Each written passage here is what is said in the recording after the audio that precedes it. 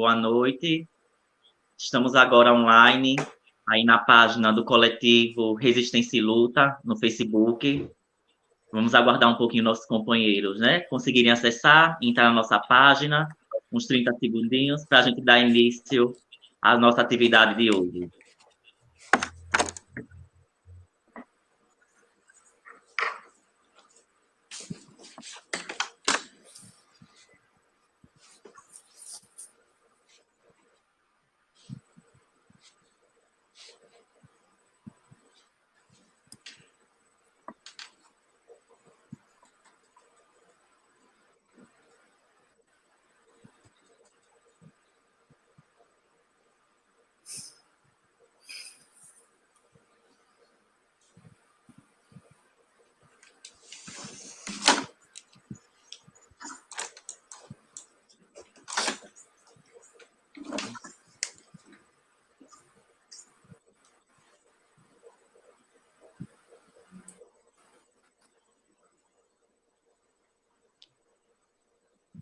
Já estamos online, já estamos começando a receber alguns comentários na nossa página no Facebook.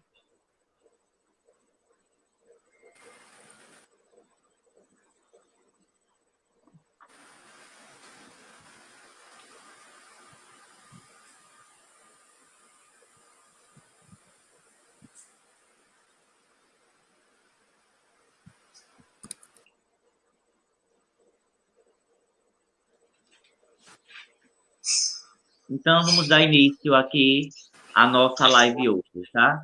Meu nome é Francisco Neto, eu sou assistente social, estou mestrando em serviço social pela Universidade Federal de Sergipe. Irei mediar aqui esse espaço, essa live que a gente está realizando. Essa live, ela está sendo promovida pelo coletivo Resistência e Luta.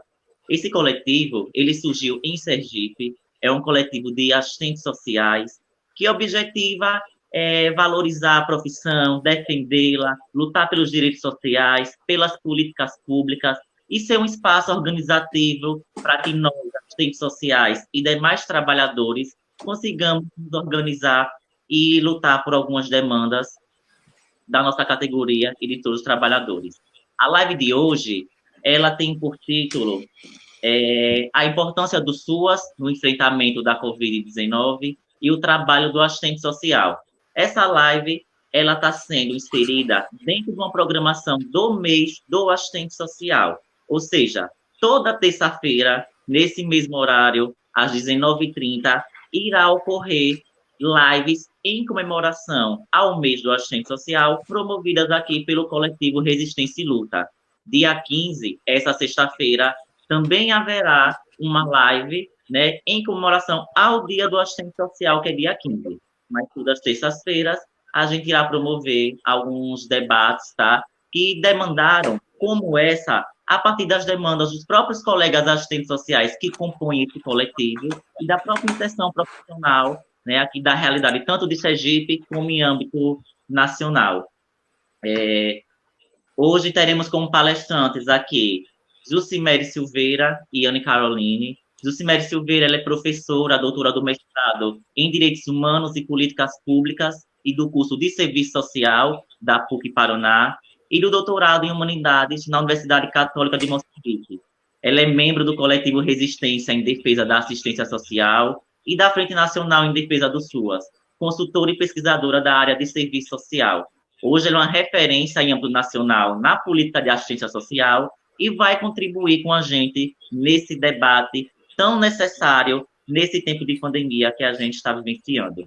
Anne Caroline, ela é assistente social, ela é coordenadora do CRAS Maria José Menezes, aqui do Coqueiral, em Aracaju, doutoranda em serviço social pelo Instituto Universitário de Lisboa, membro do coletivo de assistentes sociais aqui, Resistência e Luta. Atualmente, no doutoramento, Carol ela está fazendo uma pesquisa acerca da questão étnico-racial e o serviço social no Brasil e em Portugal, uma perspectiva comparativa. Tá? A dinâmica da live ela vai funcionar da seguinte forma. Primeiro, as palestrantes irão expor, tá? Irão realizar um debate, cada uma terá o tempo de 20 minutos para realizar esse debate. Nesses momentos, vocês poderão interagir pela página do Facebook, então fiquem à vontade para comentar a live, realizar perguntas, que a gente vai estar acompanhando aqui. Ao encerrar o debate das duas palestrantes, nós iremos abrir outro bloco, que esse bloco será para as mesmas responderem as perguntas feitas por vocês na nossa página do Facebook do Coletivo Resistência e Luta, tá bom? Então, cada uma irá ter 20 minutos, a gente irá ficar aqui acompanhando esse tempo. Quando chegar o tempo, eu posso sinalizar aí para as palestrantes para poder fazer o encerramento da fala. Após o outro bloco das perguntas, a gente retoma para as considerações finais. Tudo bem? Então, vamos dar início. Vou passar agora a palavra para a Jucimere, tá? Para ela dar continuidade aí, né, iniciar a nossa discussão de hoje sobre, né, como está sendo aí o SUAS, a importância desse sistema, do trabalho do assistente social em tempos de pandemia. Vamos lá, então, boa noite. Estão me ouvindo bem? Sim. Ótimo. Bom, boa noite a todas e todos. Quero falar da minha alegria de partilhar com vocês reflexões, discussão de estratégias, de ações coletivas, nesse momento tão delicado que nos traz muita insegurança, que é o momento de enfrentamento ao novo coronavírus, ao Covid-19, momento de reflexão e também de construir novas estratégias, tanto nesse momento de pandemia como pós-pandemia. Eu quero agradecer a oportunidade de partilhar nessa live com os meus companheiros aqui e dizer, né, da alegria de estar com esse coletivo, um coletivo forte, aguerrido, corajoso, e que faz parte dessa grande rede em defesa do Sistema Único de Assistência Social, de uma Seguridade Social ampliada. Então, para mim, é um motivo de muita alegria. Tenho amigos e amigas valorosos e valorosas em Sergipe, em todo o Brasil, e que respeitam muito o trabalho que vocês fazem de incidência política, de organização política da categoria. O momento exige coragem, exige organização, capacidade política, e isso vocês têm, inclusive, para partilhar com todos e todas no Brasil inteiro. Então, muito obrigada pelo convite. Quero mandar um forte abraço virtual, né, ao pessoal que está nos assistindo, da FATEC, da PUC do Paraná. Estou vendo aqui várias manifestações de companheiras, companheiros aqui do Estado, que estão nos acompanhando. Então, essa é uma live nacional, né? Então, não é só... não está passando só no Sergipe, nós estamos tendo a oportunidade de dialogar com assistentes sociais do Brasil inteiro, e isso nos motiva muito. Eu quero iniciar o nosso debate aqui, trazendo alguns pontos sobre essa conjuntura, que nos ajuda a refletir, né? Inicio falando que é importante nós reconhecermos, especialmente nesse momento, que nós estamos, né, vivendo... a emenda constitucional 95, neoliberalismo, são, de fato, violações dos direitos humanos, né? Nós precisamos compreender sob essa perspectiva, que o Estado ele tem operado diferentes mecanismos, dispositivos no Brasil, que são dispositivos de morte, dispositivos de violação dos direitos, né? Que também me chama na filosofia, na política, como necropolítica, né? Nós estamos em direitos humanos compreendendo que o que nós estamos vivendo no Brasil é verdadeiramente uma necropolítica ou política de morte, e isso nos traz, né, desafios enormes para pensar os caminhos, né, da proteção social no Brasil, do Sistema Único de Assistência Social, da importância dessa política nesse contexto. Importante dizer também que o Covid, ele traz para nós, no Brasil e no mundo, ele afeta toda a humanidade, mas ele afeta especialmente a população mais vulnerável. E isso traz para nós também, ao refletir sobre a população mais vulnerável, no caso do Brasil, sobre a população que vive em condições mais desiguais, reconhecendo essa desigualdade a partir de um racismo estrutural, de uma desigualdade engendrada em modelos de desenvolvimento conservadores, mas com pegadas fortes do processo colonizador que não se superaram, não foram superadas. Vivemos sob um capitalismo financiarizado, conservador, com traços fascistas, de autoritarismo, de desmonte das políticas públicas, de inviabilização dos sistemas públicos, de contra-reformas. Então, também, neste cenário, nós reconhecemos, né, que o sistema de proteção social, ao ser ameaçado, a democracia ameaçada, colabora diretamente para o aprofundamento da desigualdade social histórica, desigualdade racial, desigualdade de gênero. Então, nós vivemos sob um capitalismo moderno, colonial, patriarcal. E os sistemas de proteção social, nesse cenário, a partir da Emenda Constitucional 95, que congelou os recursos por 20 anos, de todas as medidas ultraneoliberais, como as contrarreformas trabalhista, previdenciária, os ataques aos sistemas públicos, como o Sistema Único de Assistência Social, o Sistema Único de Saúde, a educação, são, em grande medida, né, respostas desse Estado neoliberal que se mostraram não só insuficientes. O Covid revelou a falência do ultraneoliberalismo, a importância dos sistemas de proteção social, dos direitos humanos. Então, eu queria começar dizendo isso, que a Emenda Constitucional 95, no caso do SUAS, a Portaria 2362, que equaliza os recursos do Fundo Nacional de Assistência Social e subordina a aprovação do Ministério da Economia, reduzindo os recursos repassados aos municípios, o congelamento do SUAS, desde a emenda constitucional, desde 2016, desde o golpe, na verdade, estão agora, esse processo se revela como violador dos direitos humanos. O que nós estamos assistindo nesse cenário de Covid, de inviabilização do Pacto Federativo Brasileiro, do Pacto Social, do Pacto Federativo firmado no Estado Democrático de Direito, são expressões, são dispositivos de morte, dispositivos de eliminar a população que vive do trabalho. Não é à toa que aqueles e aquelas, mais quase 100 milhões de pessoas que estão buscando o acesso à renda básica, que é um benefício socioassistencial, é um direito à assistência social, estão expostos aos riscos do contágio do Covid, né? A morosidade do Estado, as barreiras como documentação, dificuldade no acesso à informação, todos dispositivos de biopolítica, de necropolítica, de eliminação dessa população pobre. Nós precisamos fazer esse debate.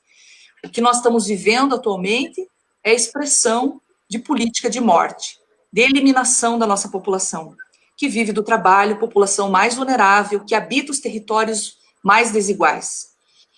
E o Covid, ao denunciar ou permitir, escancarar a falência do modelo ultraneoliberal, nos desafia como política de linha de frente, política que está enfrentando o Covid-19, juntamente com a saúde, a construir, né, ou reforçar, ou reconstruir, recolocar na arena política a importância dos direitos humanos e do sistema de proteção social universal.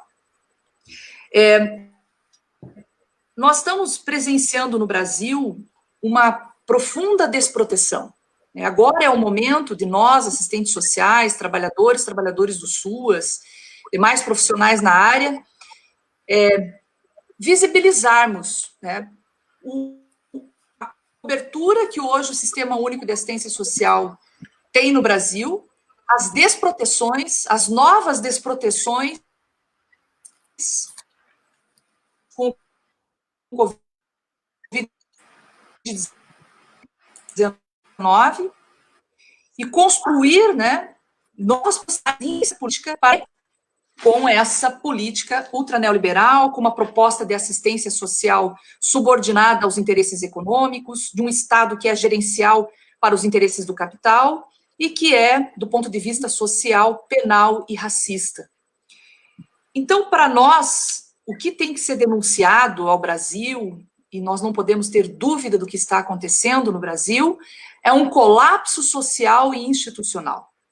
Essa rede do Sistema Único de Assistência Social, com quase 9 mil centros de referência de assistência social, com mais de 30, quase 25 milhões de atendimento ano, de todas as violações de direitos humanos que demandam segurança de acolhida, uma política de assistência social cujo papel é segurança de renda nas situações de vulnerabilidade temporária, situações que exigem a presença do Estado por eventos que ocorrem nas famílias vulneráveis, como situação que demanda auxílio natalidade, benefício de natalidade, funeral, portanto, acesso a benefícios, uma política que viabiliza benefício de prestação continuada para 4,5 milhões de brasileiros e brasileiras, pessoas com deficiência, pessoas idosas, uma rede que já estava dando sinais de colapso político e institucional, porque a análise dos indicadores do SUAS, em termos de cobertura e de cofinanciamento, já demonstravam que a ausência da presença do Estado, a ruptura do pacto federativo no SUAS, como a ausência do repasse regular automático fundo a fundo, o pacto de aprimoramento do SUAS sendo efetivado, as instâncias do SUAS em pleno funcionamento, ou seja, as bases estruturantes do SUAS foram interrompidas, foram descontinuadas. Então, nós já estávamos identificando um colapso do SUAS, e agora nós estamos identificando um colapso social, no acolhimento à população em situação de rua, no acolhimento às famílias que em situação de maior desigualdade, de ausência de habitabilidade, de condições de moradia, demandariam presença do Estado para garantir o efetivo isolamento e distanciamento social, migrantes, refugiados, povos indígenas, populações, povos tradicionais, mulheres. Não há cofinanciamento para acolhimento institucional para mulheres em situação de violência. Não há cofinanciamento federal para instituições de longa permanência, acolhimentos para pessoas idosas. Então, nós temos um conjunto de desproteções que foram se revelando desde a vigência da emenda constitucional, da ruptura do pacto federativo no SUAS. Nós percebíamos já uma tendência de redução do atendimento, do acompanhamento, que é uma ferramenta importante no SUAS, para o atendimento de situações mais emergenciais do que aquelas que demandam um planejamento mais efetivo no território, a atuação planejada em territórios e cidades. Então, nós já víamos percebendo, já tínhamos percebido, denunciado, que nós estamos vivendo no SUAS a ruptura do SUAS, o colapso do SUAS, e que agora, com o Covid, essa situação se agrava e demanda de nós, defensores e defensoras do SUAS, atuação contundente, demanda de nós coragem, organização, política para enfrentar esse cenário. E, nessa perspectiva, nós temos a obrigação ética, política, de denunciar as barreiras que estão acontecendo, por exemplo, no acesso à renda, visibilizar o conjunto de desproteções e reafirmar as bases que estruturam o SUAS. Algumas estratégias estão sendo construídas. Uma delas é a inserção da assistência social no consórcio do Nordeste, de modo a construir uma agenda de integração regional que possa favorecer não só a partilha de tecnologias, de recursos, uma agenda, um pacto social nos direitos, no enfrentamento à pobreza, mas também no enfrentamento às violações de direitos, mas também uma agenda política. Nós tivemos recentemente o primeiro encontro das frentes parlamentares em defesa do SUAS e foram retiradas estratégias e construída uma agenda importante, positiva para o SUAS. E desde o congelamento do SUAS, desde a emenda constitucional, desde a afirmação de uma política de refilantropização no âmbito do SUAS, de fragilização das instâncias deliberativas e de pactuação, o que vem segurando o SUAS é o protagonismo de defensores e defensoras, da Frente Nacional em Defesa do SUAS, de trabalhadores e trabalhadoras do SUAS, de usuários, que, incidindo, especialmente no parlamento, tem garantido os poucos recursos que seguram esse sistema. Perto de 2 bilhões e 700 milhões é o recurso para serviços na assistência social. E, como sabemos, boa parte dos trabalhadores do SUAS são pagos com recursos do cofinanciamento federal. Além da falta de regularidade no repasse automático fundo a fundo, a portaria 2362, além do atraso no repasse dos recursos, a ausência de expansões de serviços, revela o descumprimento do segundo plano decenal.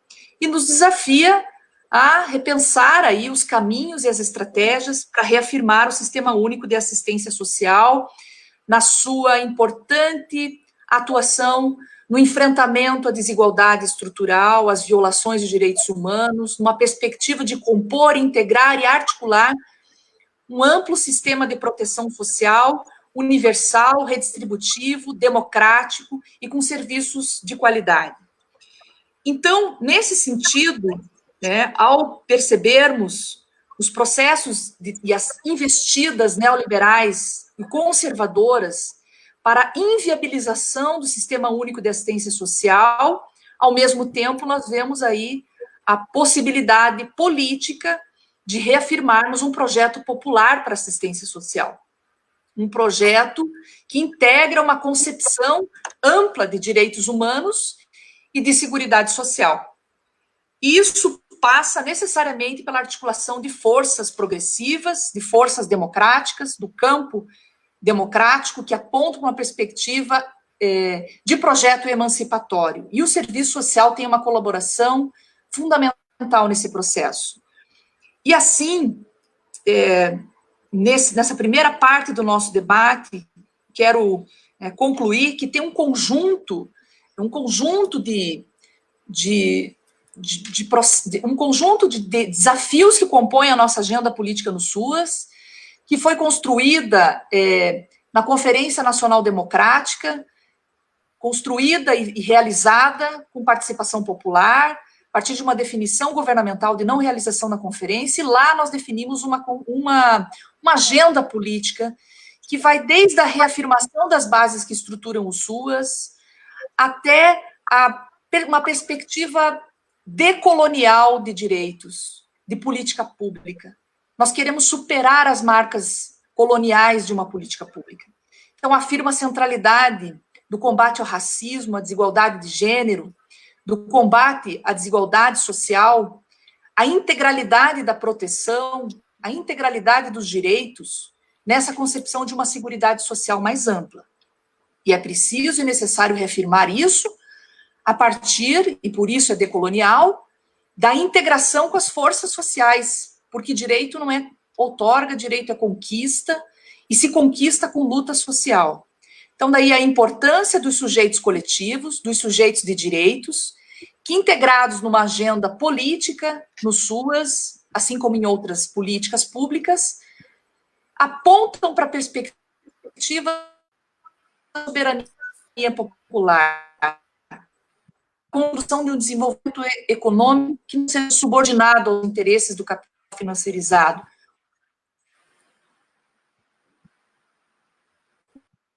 Desenvolvimento econômico ecologicamente sustentável, então, traz a liberdade dos direitos humanos por uma habilidade que seja justa e humanamente livre.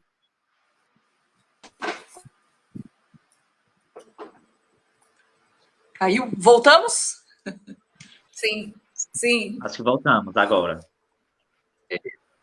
Ótimo. E nessa perspectiva, concluindo, decolonial de direitos humanos e de políticas públicas, além da indivisibilidade dos direitos, da necessidade de enfrentar a desigualdade histórica, as violações de direitos, as violências, da indivisibilidade entre os direitos de igualdade e os direitos de liberdade, de compreender que o trabalho social que se desenvolve no âmbito dos serviços é um trabalho também, ou essencialmente, que traz impactos subjetivos do ponto de vista político nas relações, nos vínculos socioafetivos, nos projetos coletivos, né? Compreender que esse processo todo que aponta para um horizonte de sociedade nova, de sociedade emancipada. E isso não se faz sem sujeitos coletivos. Sem coletivos, como resistência, sem movimentos sociais que devem se integrar à agenda do SUAS. A agenda do SUAS não pode ser uma luta isolada, ela tem que fazer parte das lutas coletivas da classe trabalhadora, da classe que vive do trabalho. Além dessa perspectiva da insociabilidade dos direitos, da proteção, da importância de nós construirmos uma agenda política forte que dê visibilidade às desproteções, às expressões da desigualdade, às violências, aos mecanismos do Estado, que muitas vezes assume uma feição racista, e na sua feição racista, dada a atualidade do processo colonizador, conservador, acaba muitas vezes no cotidiano, eliminando vidas, moralizando a questão social, né, retomando práticas higienistas, práticas cerceadoras de direitos. Então, nós precisamos dotar a política pública de assistência social, de conteúdo ético-político emancipatório, democrático. E aí o nosso trabalho social, ele é muito importante. Nosso trabalho social, ele é a grande mediação do SUAS, né? É o trabalho que viabiliza, a partir do uso da ferramenta ou da mediação do projeto de vida, do projeto de cidade, do projeto de território, do projeto de país, né? Antecipar nesse cotidiano presente perspectivas de futuro que possa modificar itinerários de vida, de um futuro que possa significar maior qualidade de vida para a população, que reduza a desigualdade, desproteções. Nesse sentido, né, em que nós colocamos, especialmente nesse cenário de desproteção, de efeitos das contrarreformas como a trabalhista e a previdenciária, de efeitos de medidas que buscam inviabilizar os sistemas públicos estatais. O que se coloca nesse cenário de Covid-19 é a importância do sistema de proteção social. Eu não tenho dúvida, nessa nossa agenda, nós temos uma agenda que é imediata e nós temos uma agenda a médio e longo prazo. Nós temos uma agenda urgente, garantir o orçamento da assistência social, derrubar a emenda constitucional 95, né? Participei com Márcia Lopes e outros companheiros e companheiras, né, da redação da ação civil popular que está no Supremo, que visa derrubar a emenda constitucional 95, trazendo os impactos, abordando os impactos da emenda que penaliza a população e que inviabiliza serviços, desde acesso a benefícios que são básicos para a sobrevivência da população, como benefícios eventuais, o Bolsa Família, benefício de prestação continuada, renda emergencial, até serviços que lidam com complexidades, que dizem respeito a diversas demandas que expressam violações de direitos humanos e que demandam a tutela do Estado, a proteção do Estado. É impossível, numa democracia, no Estado democrático de direito, a inexistência do Sistema Único de Assistência Social, um dos maiores sistemas de proteção social, que foi produzido nas lutas sociais democráticas, assumido como um projeto político de governo, construído de forma coletiva nas instâncias deliberativas, nas instâncias colegiadas, e que se coloca hoje a serviço da sociedade, é um patrimônio da nossa sociedade, da nossa democracia, que não pode ser inviabilizado.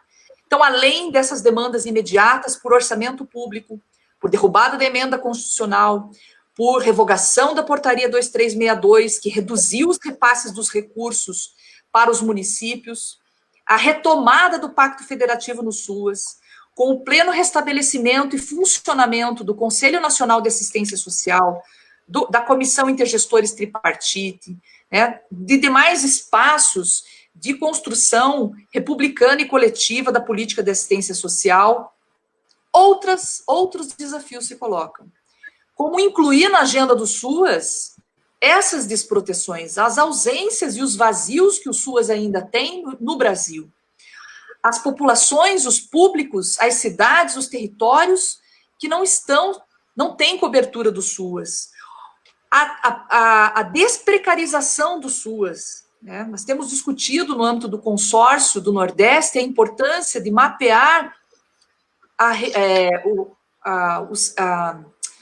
o salário dos trabalhadores do SUAS no Nordeste, a média de remuneração, porque boa parte se utiliza do Fundo Nacional, dos recursos do Fundo Nacional. Quais são os públicos hoje que não são protegidos pelo SUAS, especialmente agora nesse momento de pandemia, em que nós identificamos, né, uma série de desproteções e de barreiras para essa política, que é uma política essencial, que deve assegurar, sobretudo, no Covid, renda, sobrevivência e acolhida.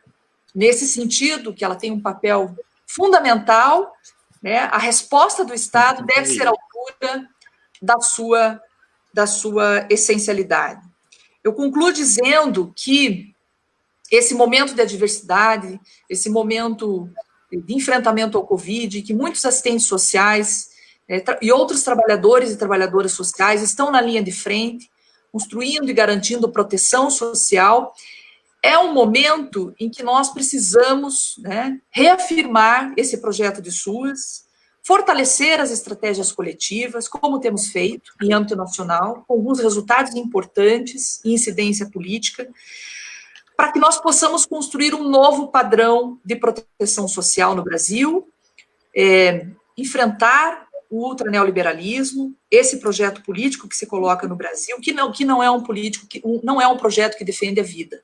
Nós temos que defender a vida, temos que defender os direitos humanos de forma intransigente, e por isso temos que ter como horizonte um novo padrão de sociabilidade. Então, eram essas questões preliminares que eu gostaria de colocar, e depois, no debate, damos seguimento aí a essa discussão coletiva. Obrigada. A gente agradece a professora Jucimere. Eu, inclusive, estava aqui prestando tanta atenção quando eu deixei passar um pouco tempo, tá? Porque estava muito interessante a análise e o debate. Antes de passar a palavra para a Carol, a gente quer registrar aqui algumas pessoas, várias que estão manifestando, que estão participando da live. Vitória da Conquista, na Bahia, Nossa Senhora da Glória, em Sergipe, Porto da Folha, também em Sergipe, Olinda, em Pernambuco, Canhoba, em Sergipe, Votuporanga, São Paulo, Arapiraca, em Alagoas, Maringá, no Paraná, não é isso? Enfim, várias pessoas estão assistindo esse debate, a gente quer agradecer, né, pela presença de vocês, e continuem comentando e fazendo perguntas, que a gente, pela análise da Jucimere, já temos muita coisa para poder comentar e aprofundar o debate, né, quando a gente for responder algumas perguntas de vocês. Passa agora a palavra para a Carol, tá? Ela vai continuar a análise sobre esse nosso tema, sobre a importância do SUAS, né, no enfrentamento do assistente social. Com você, Carol.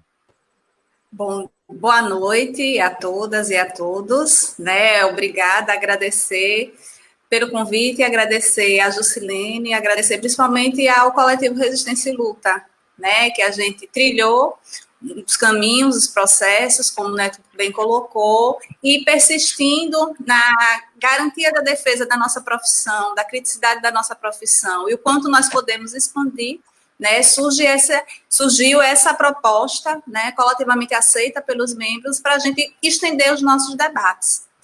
Não me conhece, né, eu sou Caroline, na época sou assistente social, né, de um tempinho já fui professora, permeei na docência, agora estou tentando finalizar a minha tese, né, que a minha tese ela começa em 2016, em pleno golpe institucional do impeachment da presidenta Dilma, e está tem que terminar em meio a uma pandemia internacional, né, então está sendo um negócio bem complexo, a partir também daquilo que eu me predispus a pesquisar, que são a questão étnico-racial e o serviço social, né? A professora Jucimere colocou aí a questão da necropolítica, né? É algo que vai perpassar a minha análise aqui, junto da assistência social, particularmente sobre o trabalho do assistente social no SUAS, em contexto de pandemia, porque essa pandemia, a professora já colocou, ela traz e revela o quão racista o quanto o racismo se estrutura e se permeou a partir do crescimento do capitalismo nacional brasileiro. Tá? Então, para iniciar esse nosso debate, eu trago aí uma charge que foi muito debatida pela gente no coletivo, né? Se a André puder colocar aí essa charge. E aí ela trouxe, naquele momento, a discussão, né, sobre a Covid, a assistência social e as ações e as medidas de enfrentamento naquele momento, né? O momento estava iniciando, então é auxílio emergencial, todo o percurso para se chegar. E essa charge, ela foi muito debatida por a gente lá no coletivo, e aí eu levei as reflexões para o meu grupo de trabalho, né? E aí tem o pessoal, né, característico da população que está em situação de rua, e aí o questionamento, e aí baixou o aplicativo. E aí a charge, a partir dessa charge, né, provocou várias reflexões que mostram o sistema capitalista e algumas inquietações eu trago para vocês, para a gente debater. A primeira delas, né, logo quando eu vi a charge, comecei a conversar com as amigas, a discutir, me veio assim, eu fiz, poxa, ninguém percebe que todos esses usuários, que por trás desses usuários que aparentam estar em população, estar em situação de rua, existe trabalhadores e trabalhadoras, né, que fomentam o seu sistema único, nos seus vários equipamentos, principalmente no âmbito da proteção social especial, né? Então, em um momento eu fiquei, poxa, será que estão vendo que a partir dessa população, esses usuários em situação de rua, existem também trabalhadores, né, que estão aí? E aí a segunda reflexão foi que essa realidade, ela é uma realidade que atinge brasileiros. Né, para conseguir o acesso a esse aplicativo, tinha que ter o celular tinha que ser com um único dadozinho, para poder, a partir do celular, você receber o código, tinha que ter e-mail, né, tinha que ter análise, e aí a gente fazer uma avaliação da realidade. Quantos dos nossos usuários não têm acesso a e-mail? E no meu trabalho, lá no CRAS, a gente se pegou em situações, a gente mora na capital do estado, né? Usuários que não tinham telefone, e aí pegava o telefone de um emprestado e não podia, porque tinha que ter o mesmo código. Usuários que não sabem o que é e-mail, né? Teve uma situação que chegou lá um usuário extremamente violento, não sei o quê, porque é esse tal desse e-mail que está me dando problema, que são situações de só quem não conhece a realidade da nossa população brasileira, a realidade do povo brasileiro, né?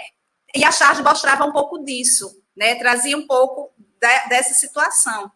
E aí a charge provoca, ela foi uma charge muito bem bolada, no final das contas, depois de todas as discussões, o autor aí, Nando Mota, né, que é o autor da charge, está de parabéns, porque ele também trouxe dentro da pandemia a questão da política da assistência social, que ela continua sendo desconhecida por uma parte da população brasileira, né? E mesmo diante de toda a estruturação do Sistema Único de Assistência, né, a capacidade instalada, os aportes financeiros federal e estadual, a capacidade técnica de recursos humanos, desde 2004 nós vamos trilhando, construindo esse Sistema Único, né? Para vocês terem ideia, a partir do SUAS de 2017, só os trabalhadores que estavam dentro do âmbito social básica, que trabalhavam em CRAS, 27.097 trabalhadores eram do ensino superior. Né? Dentro dos CRAS, nós tínhamos 18.921 educadores sociais,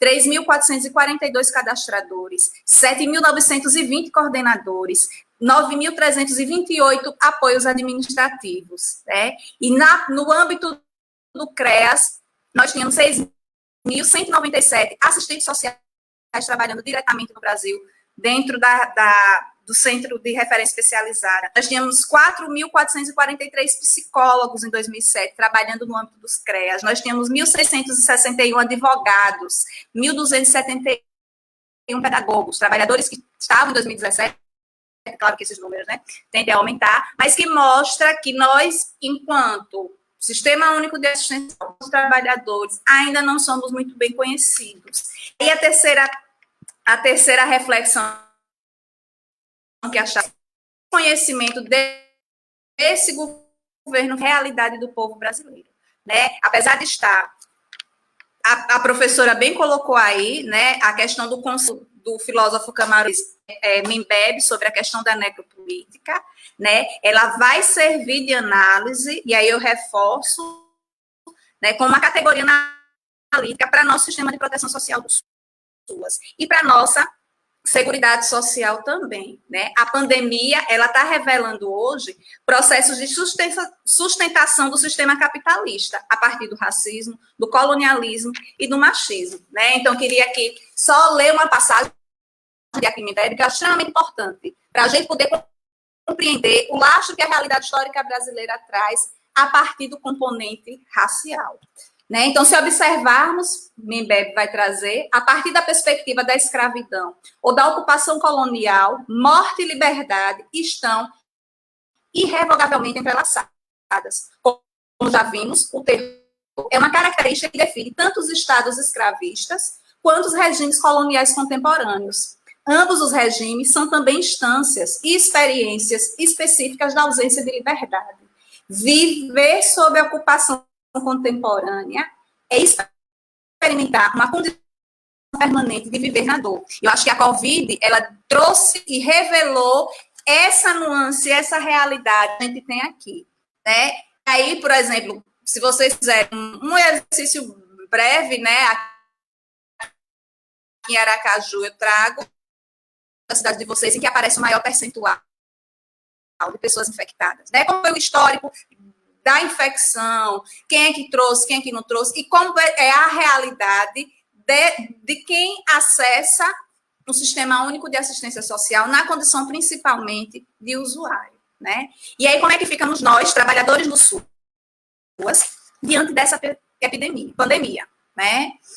Então, a gente tem aí uma invisibilidade aos olhos da mídia, né? Por sua vez, nós nos tornamos um serviço essencial público a partir da portaria ministerial, sendo que desde 2009 os serviços da proteção social especial, né, em termos de calamidade, eles se tornam serviços essenciais, mas foi preciso, em meio a uma pandemia, que a discussão sobre a essencialidade de alguns serviço da assistência social viesse à tona.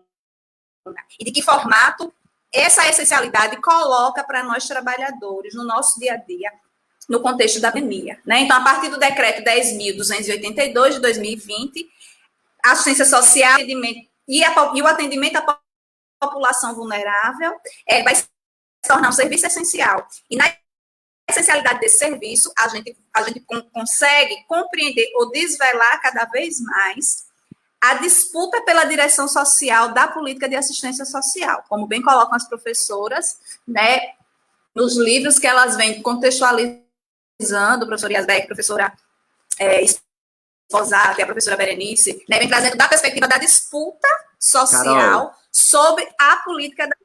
Oi. Carol, só um momento, porque está travando, a gente está percebendo que está travando muito. Aí, vamos dar uma pausa e tentar atualizar seu navegador?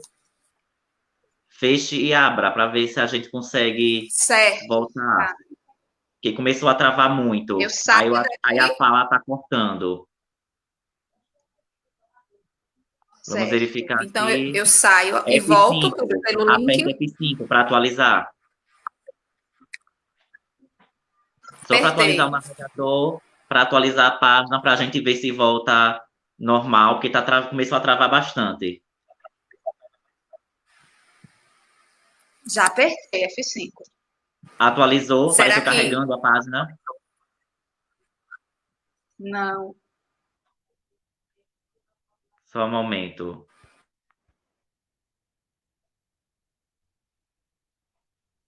Pronto, a gente pede só que as pessoas aguardem um pouquinho, que a live é transmitida pela internet. Aí a internet da palestrante começou a oscilar e a gente percebe que começou a travar um pouco. Ela está atualizando para poder retornar. E aí, deu certo? Deixa a gente verificar, só um momento. Pronto, agora Voltei. foi.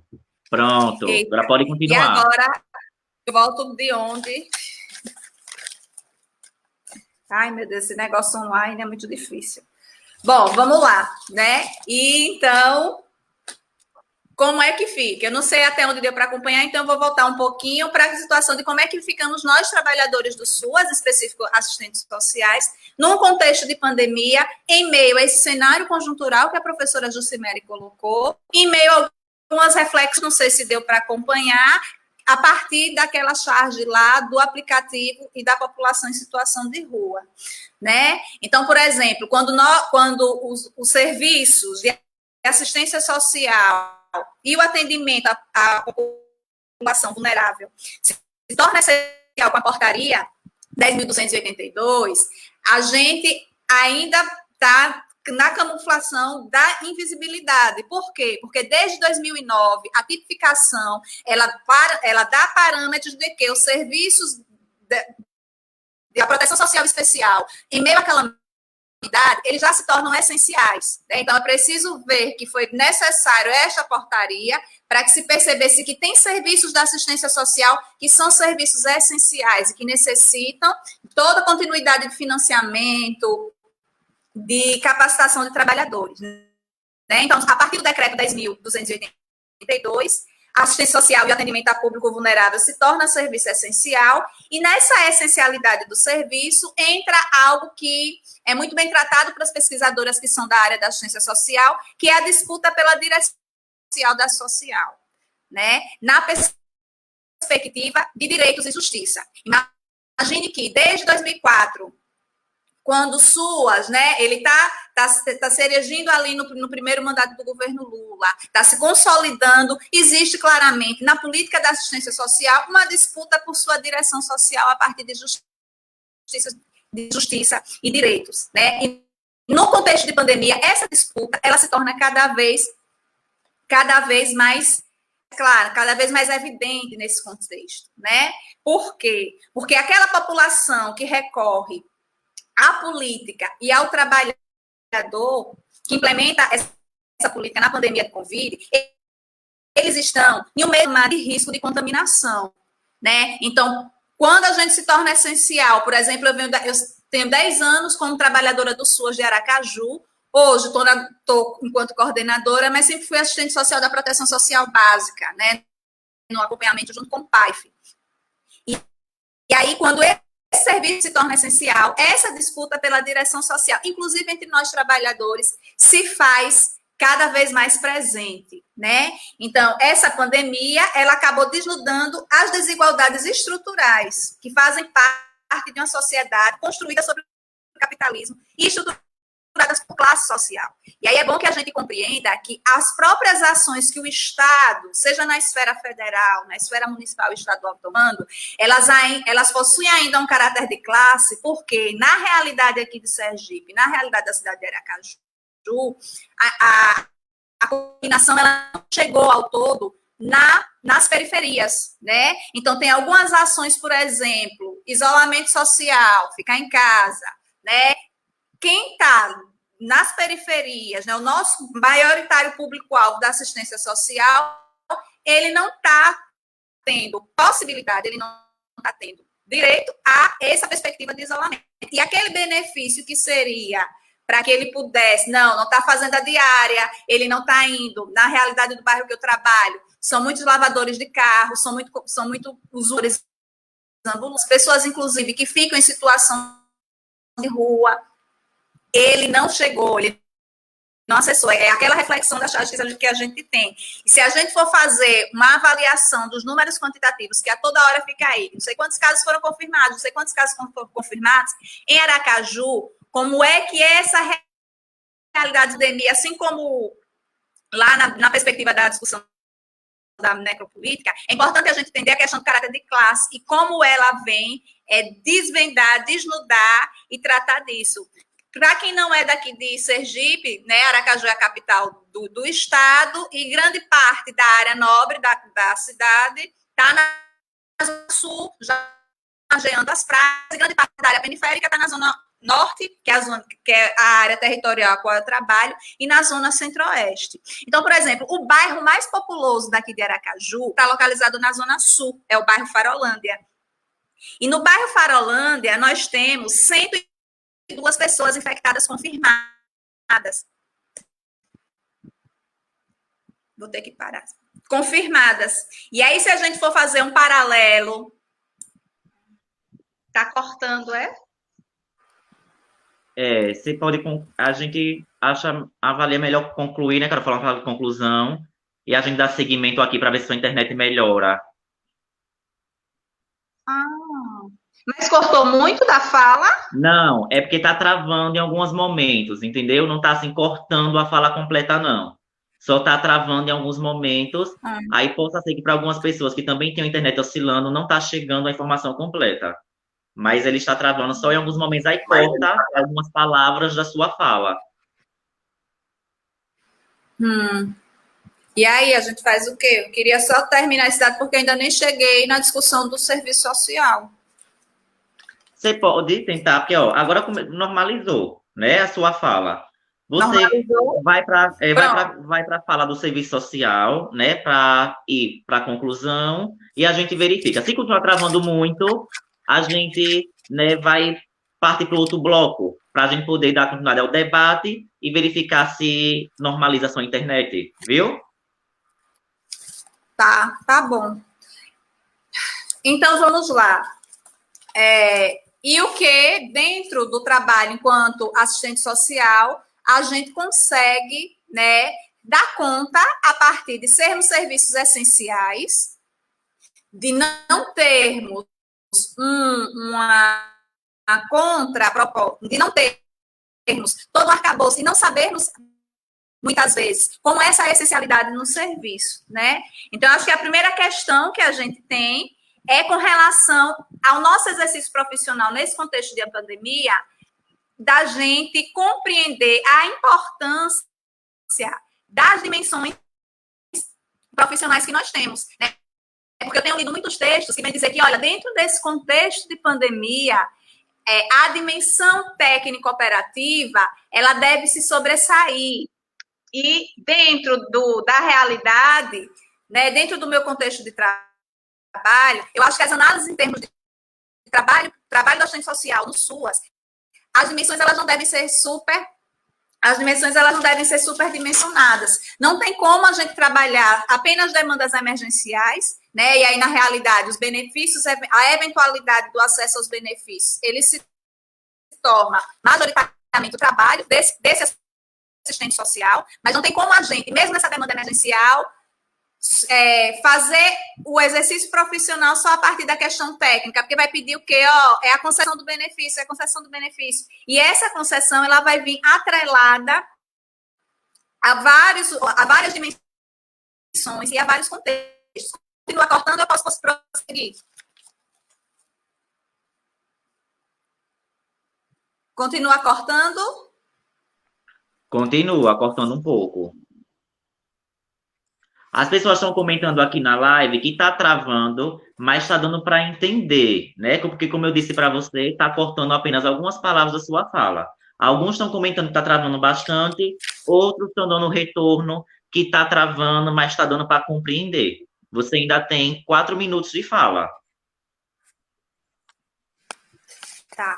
Então, a primeira coisa tem essa sobre a questão das dimensões profissionais, e que a gente não pode estimar a dimensão técnico-operativa, porque essa dimensão técnico-operativa, ela tá comumente casada com a sua postura ético-política, né, e com a sua dimensão teórico-metodológica, porque é aquilo que eu coloquei da disputa de concepção que você tem a partir da política da assistência social, porque por mais normas, diretrizes, discussões que nós que a gente tenha no âmbito do Sistema Único de Saúde, mas ainda existe uma identificação, né, com alguns projetos de assistência social, não aquela que a gente reafirma, ou que o próprio Sistema Único de Assistência Social coloca, né? E aí, o segundo ponto é com relação a como PAEF e PAEF, que são os principais serviços, né, dentro do âmbito dos centros de referência da assistência social e dos centros de referências especializados de assistência social, eles podem estar podem estar atuando, né? Então, eu sou assistente social que estou vinculada ali. Os serviços de convivência, eles estão suspensos, né? Mas a gente continua atuando, a gente continua recebendo e caminhando essa demanda. Então, como é que vai ser essa atuação? Né? Então, como é que vão ser essas estratégias de atuação? Essas estratégias de atuação, elas têm que ser, sim, rediscutidas pelas equipes e nas condições que nós temos, né? Então, por exemplo, para o serviço de PAEF, uma coisa que se mostrou é o aprofundamento das vulnerabilidades que essas famílias têm. Tanto independente da classe social. Por exemplo, a gente tem um aumento da violência doméstica, na classe média, quem está nos prédios ainda consegue que o vizinho esteja mais atento ou não, mas das classes mais empobrecidas, além do aprofundamento da violência doméstica, retorna aí o trabalho infantil, são quase 2 meses que milhares de crianças estão sem ir para a escola, né? Estão frequentando. Então, isso aí faz com que essas vulnerabilidades elas se aprofundem e o PAEF precisa dar continuidade a esses quesitos. A professora Jucimere colocou, olha, não existe cofinanciamento para a questão da acolhimento para a mulher vítima. E essa mulher vítima, ela está sendo acelerada, as doenças que estão se colocando, né? Com relação aos serviços e ao nosso trabalho enquanto assistentes sociais, dentro do PAIF, por exemplo, né? E aí eu lembro muito da minha colega assistente social. E aí, Carol, o SICOM a gente não pode fazer. O sistema de justiça também está trabalho remoto, a gente não tem condições de fazer. O que é que nós vamos fazer? E aí, o que é que a gente faz em termos de um serviço que é essencial? E aí, eu tenho 3 apontamentos para fazer, e aí a gente vai para as perguntas, porque continua, né? Eu estou vendo que o pessoal está com muita dificuldade, e aí eu vou tentar, inclusive, até mudar de aparelho, para ver se estabiliza melhor a internet. Né? Isso, eu acho que a primeira coisa, o que fazer diante do contexto do trabalho profissional. Pronto, o que fazer diante do trabalho profissional do assistente social em contexto de pandemia é a gente aprofundar as nossas competências profissionais, naquilo que for possível para se intervir, né? Porque, como eu falei, as vulnerabilidades elas estão se aprofundando. Nós temos um compromisso ético, né, com essa população, de que contribuir, principalmente, para alterar a correlação de forças institucionais, apoiando as demandas desses usuários, extremamente importante em termos de contexto de pandemia, né? A mobilização e articulação, enquanto trabalhadores do SUAS, né, que vai para além da assistência social, ela se faz extremamente necessária. Nós somos trabalhadores, nós temos que ter nossos equipamentos de proteção individual, e com isso a gente tem que entrar em contato, mobilizar, participar as nossas entidades e categorias. E aí é pautar também, dentro do ponto de vista organizacional, politicamente organizacional, que se nós somos hoje considerados trabalho essencial enquanto trabalhadores, então nós precisamos de algumas proteções. E aqui em Sergipe, estou finalizando, e aqui em Sergipe, a gente teve uma forte incidência com relação à vacinação da H1N1. Né? Nós, enquanto trabalhadores, estamos na exposição, não tanto quanto os trabalhadores da saúde, claro, isso é óbvio, mas nós estamos em exposição. Tem comunidades aí que nem posto de saúde faz com que de posto de saúde faz com que tenha esse acesso universal, muitos centros de referência atendem essa população, então nós precisamos ter a garantia dos nossos EPIs, nós precisamos ter os testes. E aí a gente vai para o segundo bloco, porque está cortando para a gente não perder a nuance do debate. Pronto, a gente agradece também a fala aí de Carol, que explanou um pouco da realidade aqui de Sergipe, né, dos trabalhadores do SUAS, especificamente do trabalho do assistente social. A gente tem muito que debater nesse bloco agora de perguntas, né? A professora Jucimere trouxe aí um panorama nacional, trouxe uma fala bastante importante da necessidade da gente compreender que política pública não se faz sem orçamento público. Isso só se agravou a partir da emenda constitucional 95, que limita os investimentos sociais, né? E nesse tempo de pandemia, a gente está percebendo o quanto que, nos casos da população, né, especificamente da população que é atendida pela assistência social, está se agravando pela falta de orçamento para dar continuidade às atividades que agudizaram, né, nesse período de pandemia, porque a situação de vulnerabilidade dessas pessoas aumentaram. E essa vulnerabilidade, ela não se restringe à pobreza, que muitas pessoas associam vulnerabilidade apenas com a pobreza, não é isso. Né? A gente compreende aqui a vulnerabilidade social como um conjunto, né, amplo de determinantes que as pessoas ou têm precárias ou têm nulos acessos a serviços públicos essenciais para manter suas condições de vida.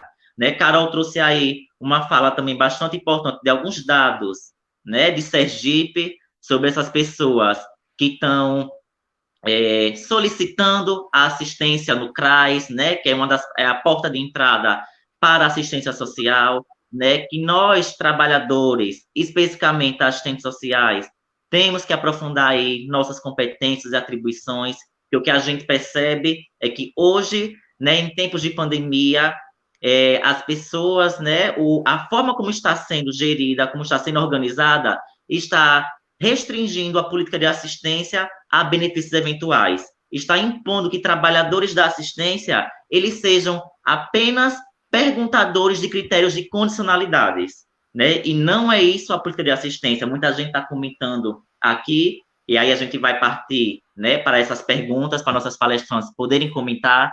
Não foram perguntas direcionadas a uma ou a outra, tá? Então, foram perguntas que eles foram ficando curiosa a partir da fala, então eu vou falando aqui, vocês vão anotando para a gente depois poder fazer aí um debate, tá bom?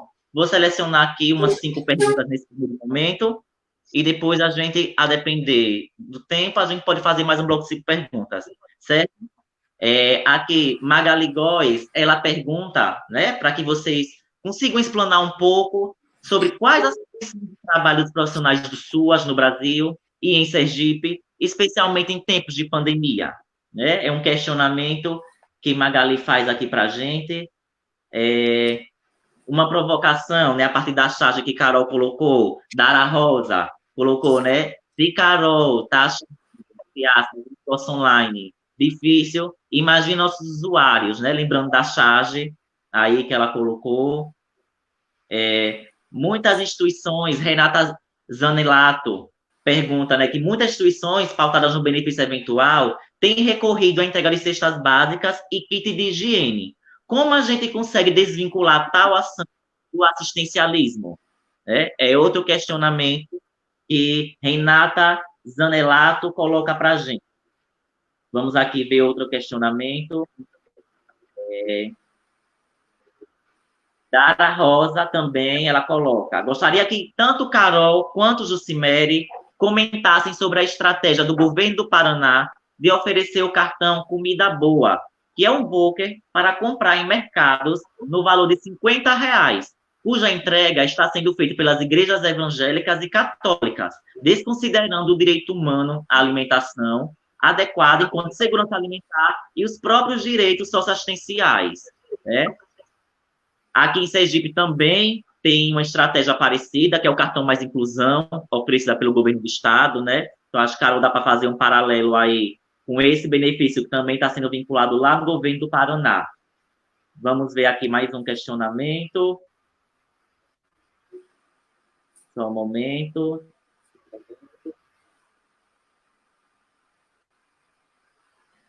Itanamara Guedes, ela pede, né? Quero que a professora Jucimere fale um pouco mais sobre o Pacto Federativo no SUAS, que se encontra ameaçado na atual gestão do Ministério da Cidadania. É esse questionamento que outra pessoa que está acompanhando nossa live está colocando aqui para que a gente possa debater. Thaís Oliveira pergunta, nessa época de pandemia, como defender a política de assistência social junto aos executivos estaduais e municipais? Pergunto isso porque aqui no Paraná temos um programa do Estado chamado Comida Boa, que é esse que, inclusive, acabei de falar de outra pergunta de outra telespectadora, né? Que vai distribuir um benefício eventual em igrejas atualmente assistencialistas. Nesse caso, de certa forma, tem orçamento, mas os princípios do SUAS foram deixados de lado. Gostaria que as palestrantes comentassem. E também tem outra pergunta aqui sobre o auxílio emergencial que a gente colocou, as palestrantes colocaram aí, né, tocaram no assunto. Gostaria que falassem sobre a implementação do auxílio emergencial financeiro e a falta de relação com o SUAS. Eu acho que essas perguntas agora, né, abrangem um pouco aí o que tanto Carol quanto Jucimere explanaram um pouco, e agora a gente abre, né, para o debate para que elas possam responder um pouco essas perguntas. Podemos começar primeiro por Jucimere mesmo, depois Carol.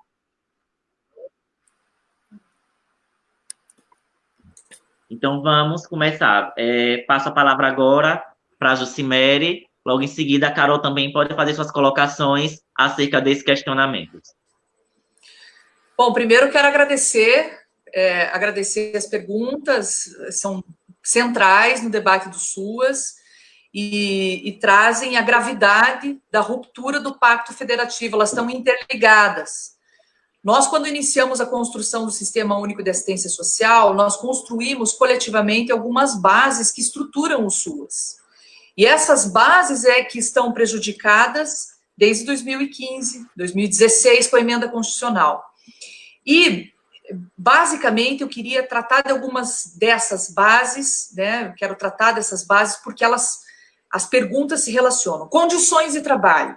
Nós construímos uma concepção no SUAS de gestão do trabalho, que diz respeito à desprecarização dos vínculos, à qualificação da oferta de serviços, tendo em vista que a principal entrega que o SUAS oferece, provê como um direito socioassistencial, precisa do trabalho social. Não imprescinde do trabalho social. Então, nós afirmamos a defesa do concurso público, a instituição de mesas de negociação, a educação permanente, né, para os SUAS, para trabalhar os conteúdos específicos, os conteúdos basilares do Sistema Único de Assistência Social. Nós instituímos espaços colegiados, participativos, para que houvesse uma interferência positiva dos órgãos de classe, das organizações dos trabalhadores, trabalhadoras, para poder definir como esse trabalho combinado, que é um trabalho interdisciplinar, que agrega saberes, pode e deve impactar nas condições objetivas e materiais da população. E isso foi prejudicado, porque quando nós estabelecemos... Então, Magali, as condições de trabalho em pandemia são as piores, porque desde o decreto da emergência até agora, nós não temos uma coordenação nacional da política de assistência social. Foi assim que a LOAS estabeleceu. O Conselho Nacional de Assistência Social é o órgão máximo, deliberativo, normativo, fiscalizador. E a Secretaria Nacional de Assistência Social, ela tem o papel de coordenar essa política. Em tempos de pandemia, a primeira medida que deveria ter sido tomada é instituir um comitê de crise em âmbito nacional. Mas a assistência social está invisibilizada no âmbito federal. Como ela não está atuando, nós estamos vivendo um sofrimento institucional no SUAS, porque ele não funciona como ele foi criado, não tem comando, não tem coordenação. Se não tem coordenação, antes mesmo do decreto que definia os serviços de assistência social como essenciais, alguns municípios atuaram considerando a sua realidade, sem um comando nacional.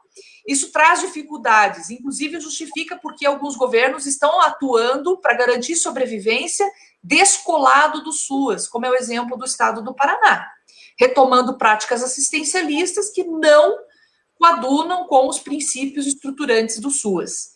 As condições na pandemia se agravam, porque a primeira agenda na emergência do SUAS era: precisamos de um plano de contingência social. Não temos um plano de contingência social em nível nacional. Precisamos imediatamente de um comitê de crise. Esse comitê precisa reunir os entes federados para que os entes federados atuem nas ações integradas. Sem integração no SUAS, sem compromisso interfederativo, as ações se pulverizam e não têm o impacto que merecem ter. Nós não tivemos isso até agora no SUAS. Desde a pandemia, nós não tivemos reunião da Comissão Intergestora Tripartite e recentemente tivemos reunião do Conselho Nacional de Assistência Social para dizer que a portaria 2362 não será revogada, para dizer que o Ministério não tem atuado em nenhuma medida como atuou no passado, para garantir o orçamento necessário para a assistência social.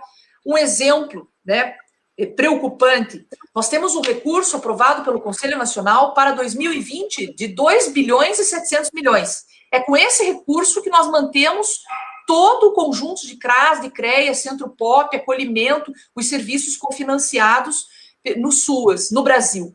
Só que o orçamento aprovado pelo governo federal é de 1 bilhão e 300 milhões.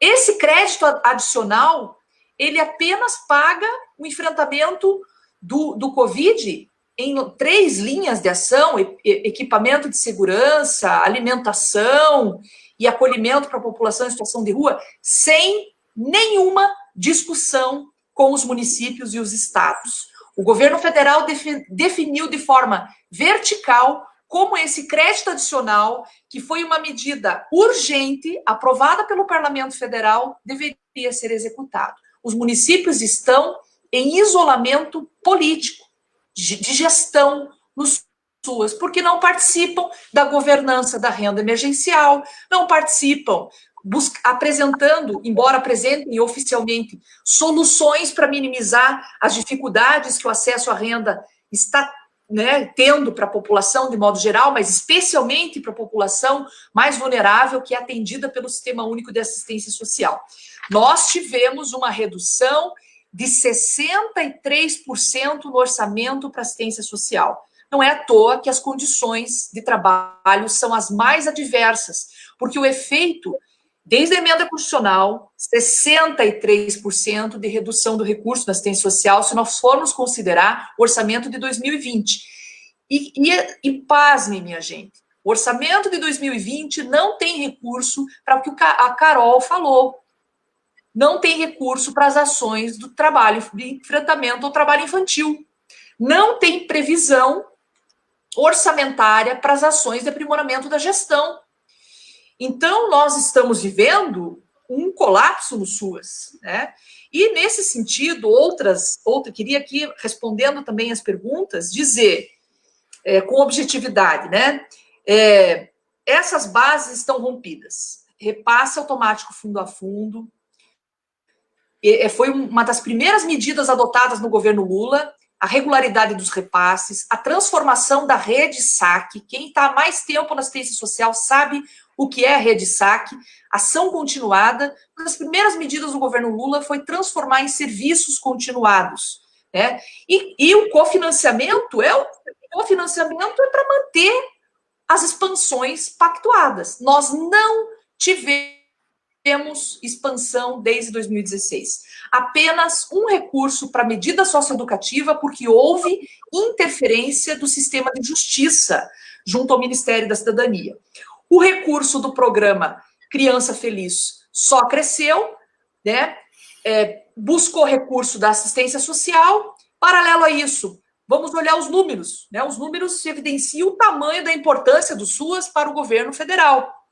2 bilhões e meio, aprova 1 bilhão e 300 apenas, e quando o governo salva os bancos com 1 trilhão e 300 milhões, mais de 300 milhões de recursos que vão de isenções de contribuições sociais que garantem a Seguridade Social, mais de 300 bilhões ano para pagar dívida interna e externa, e o governo apresentou uma série de medidas do chamado Pacto Federativo, que, na verdade, significará, se for aprovado, prefeiturização, que é acabar com os fundos públicos, repassar responsabilidade para os municípios para pagarem suas dívidas, e isso acaba com o sistema unificado com coordenação nacional. Também deve ser a agenda política no SUAS enfrentar toda e qualquer investida do governo federal para repactuar responsabilidades. Responsabilidade da União. Nesse sentido, quero responder também a Itanamara, aqui eu dou um forte abraço, nossa futura vereadora, né? Espero que o povo de Aracaju vote nessa grande liderança que temos no SUAS. O benefício, a renda básica é assistência social. Mais de 100 milhões de pessoas têm o direito à renda básica. Qual que é o nosso esforço agora? Rapidamente, com as nossas bases políticas, com os deputados do campo progressista, transformar a renda básica em benefício eventual, porque em termos de concepção técnica é benefício, mas o modo como foi ordenado, separado do SUAS.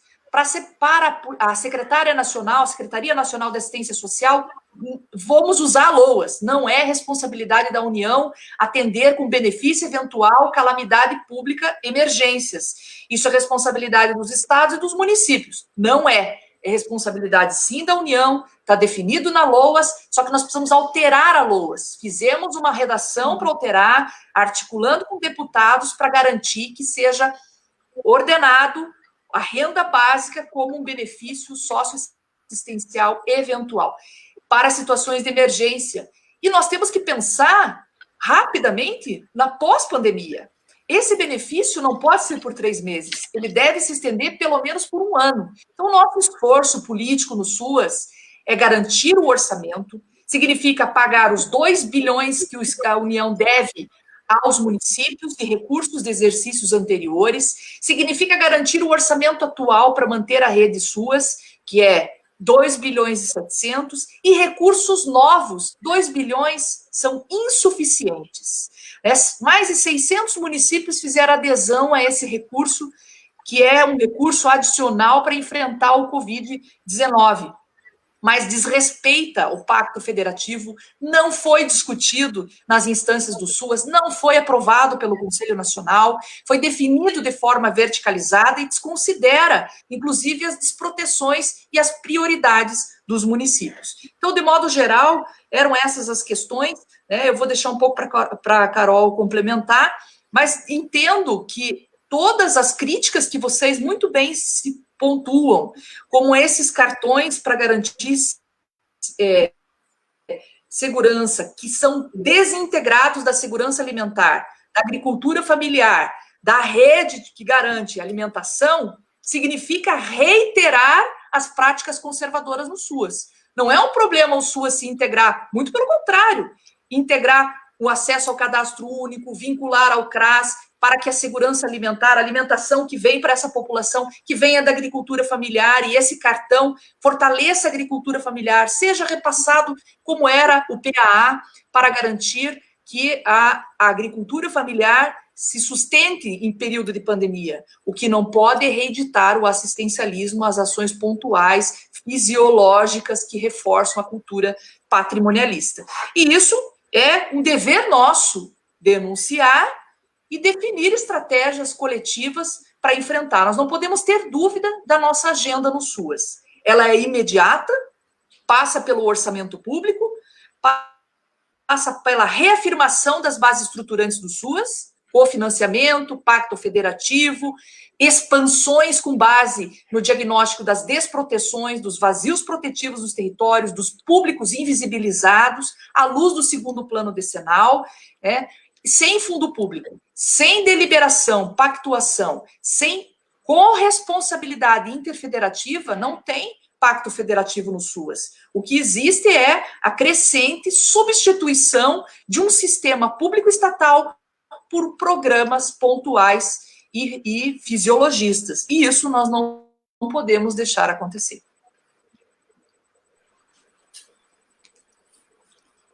A gente agradece a Jucimere. Agora a gente passa a palavra para a Carol. Bom, vamos lá, né? Tomara que ninguém caia, né, na internet aqui e eu consiga, né, a gente consiga fazer um bom debate. Agradecer, né, as perguntas, as mensagens. Veja, primeiro eu vou começar por alguém que perguntou sobre a questão da estratégia, né, da transferência de renda para aquisição de alimentos.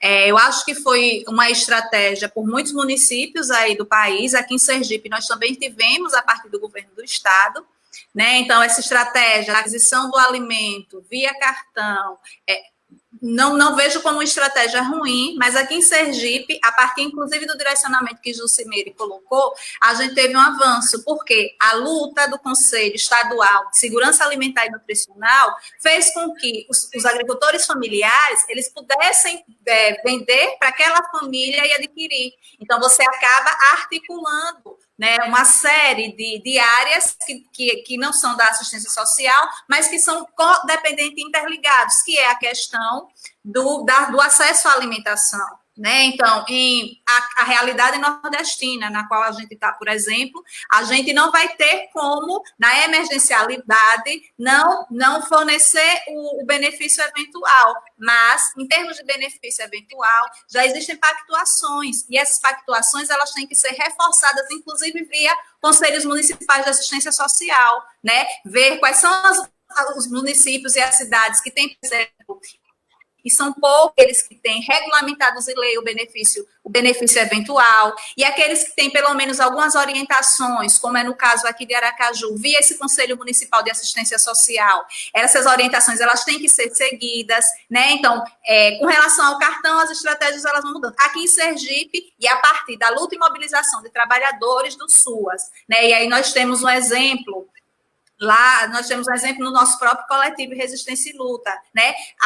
A incidência política dos trabalhadores que percebem esse espaço de mobilização e articulação, por mais que nós estejamos em contexto de pandemia ou em reuniões virtuais, nós temos que continuar participando e tensionando essas construções, né? Então, aqui foi possível você fazer esse viés, só que houveram problemas também nessa proposta, né, de cartão emergencial. E dentro desses problemas, por exemplo, aqui no Estado, nós tivemos, o valor é um valor muito pouco para uma realidade. Saiu recentemente uma pesquisa, a cesta básica de Aracaju é uma das cestas básicas mais caras das capitais do Nordeste. Então, aquele valor é um valor que ele não conseguiu atingir, ou então foi um valor insuficiente, que para uma família periférica, em que a mãe é diarista, né? E tem 3, 4 filhos que estão em casa, sem o acesso à merenda escolar, que está sendo paulatinamente distribuída, e aí você tem um valor de R$100,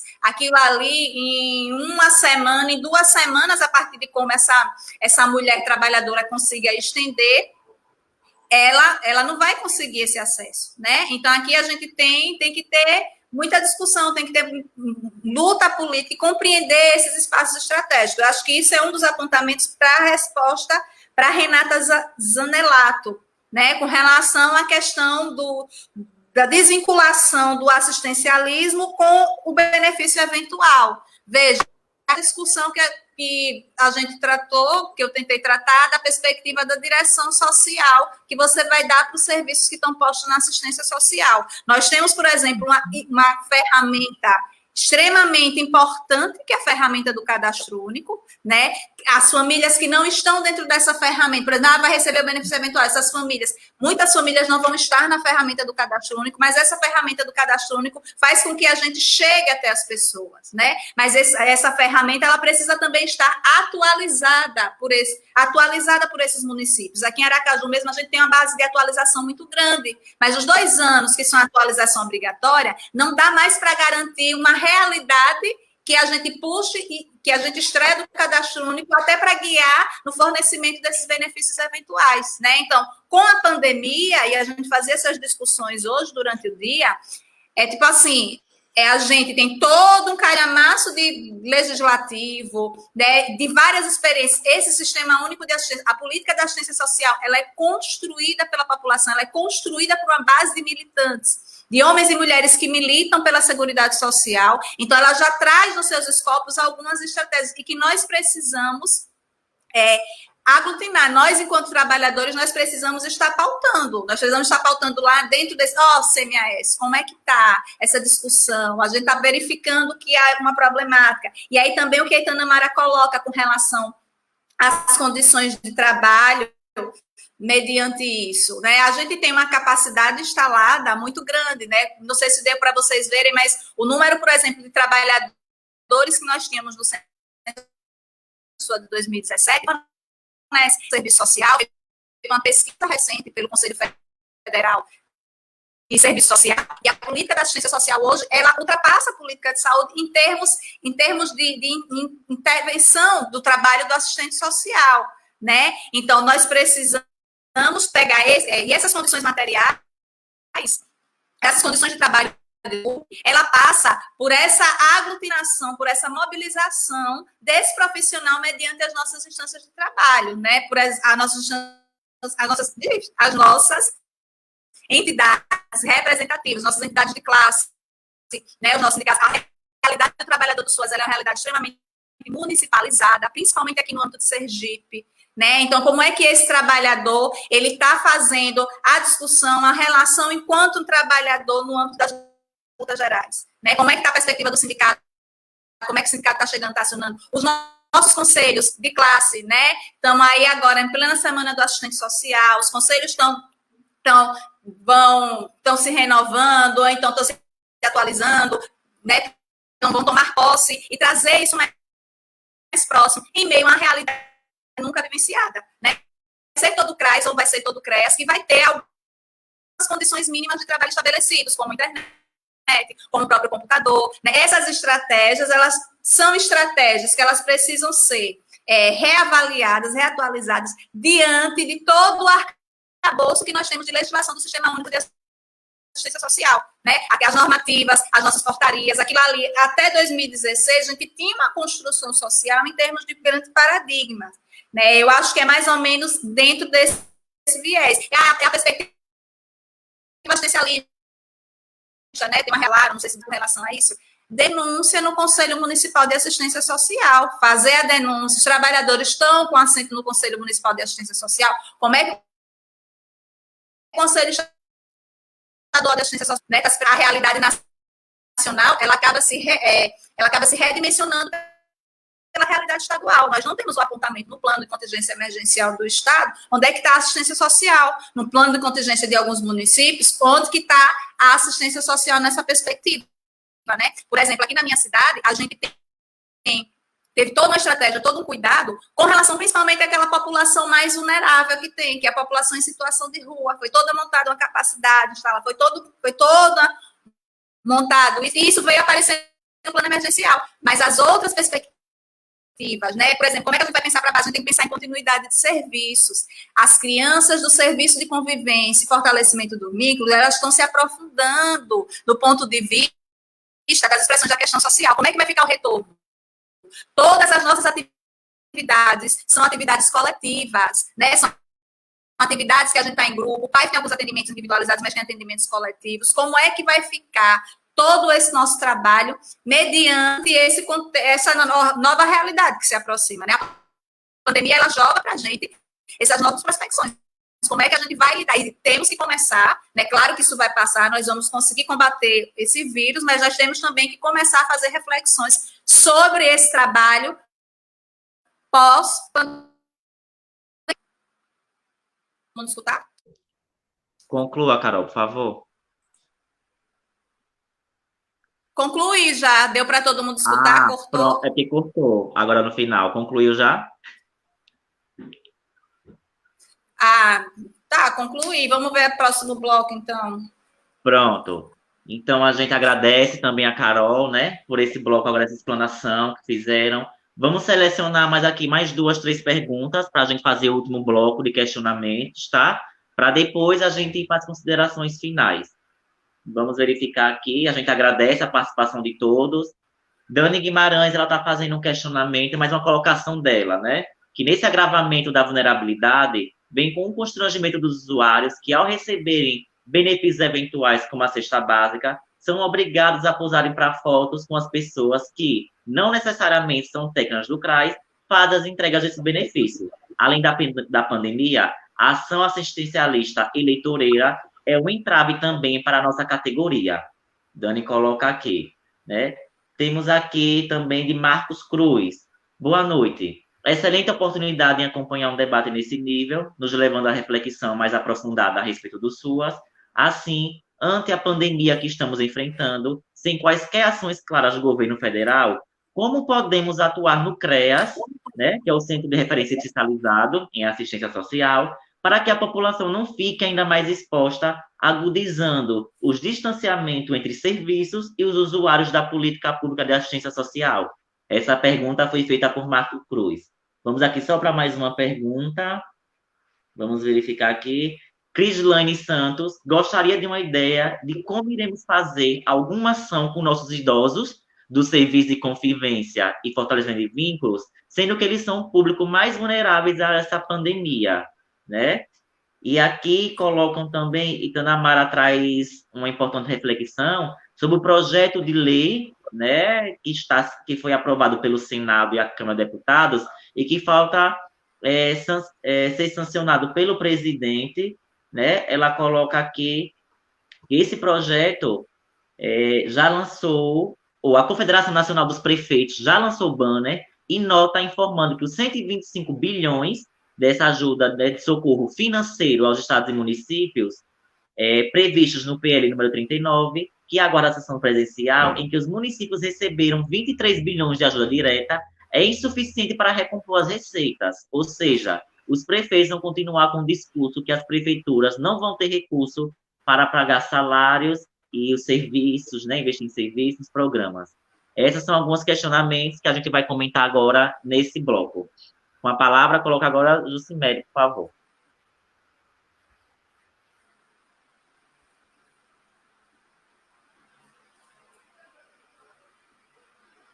Abrir aqui.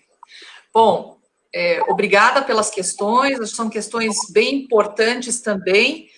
Primeiro, dizer da sintonia aí com a Carol em relação à concepção, o sistema, a reafirmação, né, da base normativa jurídica que nós construímos coletivamente. Ela, de fato, é o nosso parâmetro.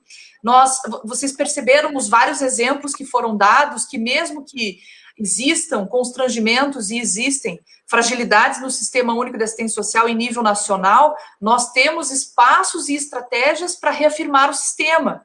Ele deve fazer parte das lutas cotidianas, específicas, integradas às lutas mais gerais. Então, Carol foi dando vários exemplos aí que a gente deve colocar pressão e incidência nos espaços legítimos, né, que foram construídos à luz do nosso artigo 1º da Constituição, que construímos, né, com democracia participativa, deliberativa, além da democracia direta, alguns dispositivos e a própria democracia representativa. É muito importante, nesse sentido, identificar que nós temos ações possíveis no âmbito local, regional, que quanto mais nós aliarmos essas lutas a lutas mais gerais, maior é a nossa força. Não é à toa que nós fazemos parte, pela Frente Nacional em Defesa do SUAS, da Plataforma Nacional dos Movimentos Sociais pela Reforma do Sistema Político, em defesa da democracia. E a renda foi, né, uma das grandes lutas das medidas necessárias para enfrentar o Covid. Os movimentos sociais também tiram a assistência social por meio do seu protagonismo, da sua atuação coletiva, da invisibilidade. Então, nós não estamos, assim, tão invisíveis. É preciso potencializar essa construção, essa visibilidade da política da assistência social. Para os movimentos sociais, nós estamos na agenda, mas precisamos continuar essa luta. Para os governos estaduais e municípios, não necessariamente. Muitas vezes depende da atuação de assistentes sociais lá na ponta, que se fortalecem com esses instrumentos normativos jurídicos, com a base legislativa do SUAS, como a Carol falou, que se fortalecem no projeto ético-político, mas é preciso entrar na agenda dos governadores. E a Carta dos Governadores, quando ela foi encaminhada ao presidente, uma das primeiras propostas foi a renda cidadã, que fez referência ao projeto de lei de autoria do Suplicy, né, que estabelece uma renda básica, desde 2004, quando foi aprovada, para todos os cidadãos e cidadãs, independente, né, da sua condição.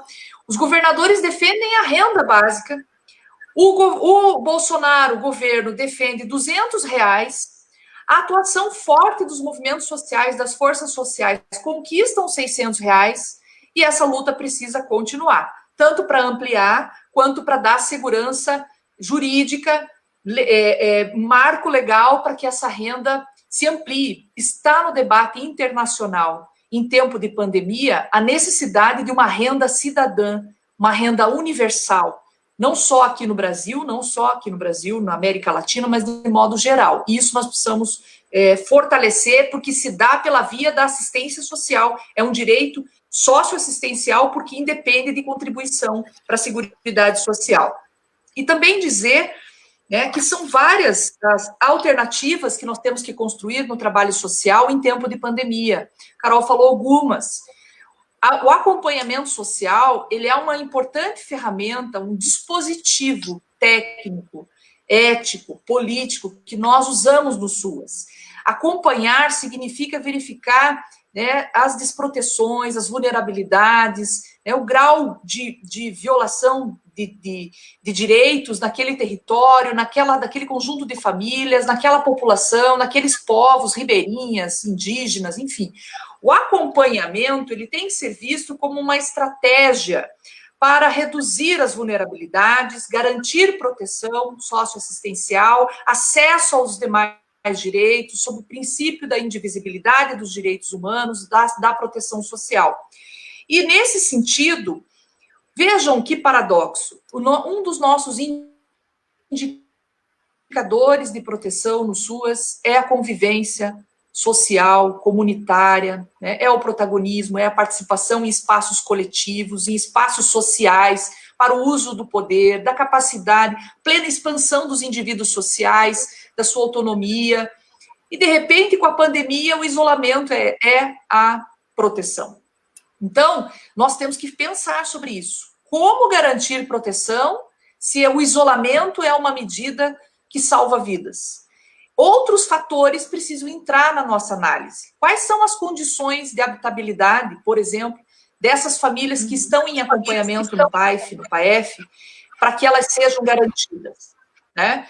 Além disso, algumas estratégias. Hoje, as equipes, trabalham em atividade remota, outras definem estratégias de atuação. É prioridade na assistência social os públicos que passaram por situações de violação de direitos. E muitas vezes a forma de nós priorizarmos, porque a nossa capacidade protetiva é baixa, porque a expansão do SUAS foi congelada, e o cofinanciamento também, não só congelado, como retirado, já falei aqui, 63% até o exercício atual, desde 2016. Como garantir proteção se fica congelado a desprecarização das condições de trabalho, ficou congelado o repasse de recursos e o pacto federativo, né? O aprimoramento do SUAS. Então, é preciso criar algumas estratégias, né? Públicos que passaram por situação de violação, o isolamento é um fator que pode não só vulnerabilizar determinados públicos, como também, contraditoriamente, ele pode ensejar violências contra crianças e adolescentes, mulheres, num país, né, que tem uma base, que tem um racismo estrutural. A violência se engendrou nesses processos. Por isso que o nosso país é um dos mais violentos para essa população. Feminicídio, extermínio da população jovem, negra, enfim. Então, é preciso criar algumas estratégias, né? Algumas já foram faladas aqui. Então, nós temos que identificar no território de CREAS, no território de CRAS, os públicos que estavam em acompanhamento, como estão, se receberam a renda, se não receberam, quais as barreiras que estão encontrando, adotar alguns mecanismos de vinculação dessa população. Hoje eu participei de um debate e uma ferramenta por WhatsApp, sei que muitos não dispõem desse acesso, mas eles me apresentou alguns números muito interessantes de população que consegue dialogar com esse profissional. Visita domiciliar para situações planejadas, para aquelas situações que dependem dessa visita, protegida, com todo cuidado, para esse acompanhamento desses públicos que são prioritários.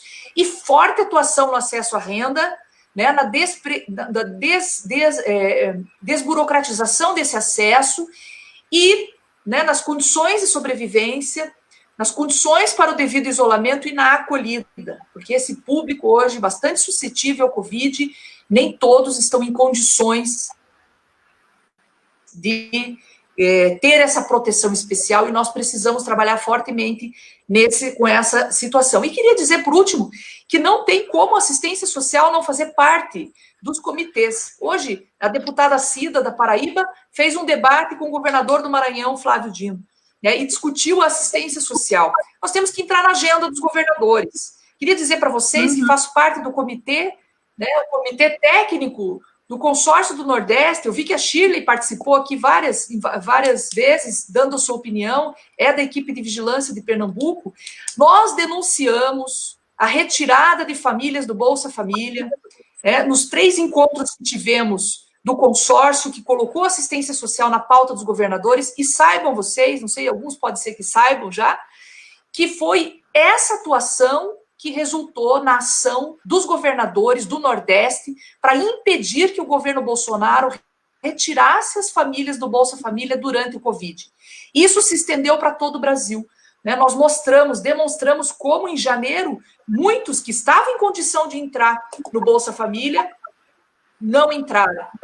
Muitos que estão em condições de receber o BPC não receberam, dadas as barreiras no INSS criadas por esse governo.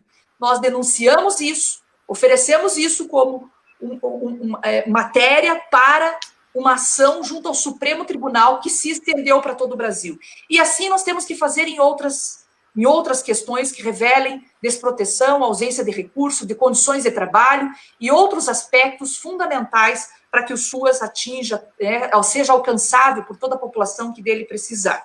Então, acho que esses são os pontos principais. A Itanamara faz uma referência aqui ao recurso de socorro financeiro.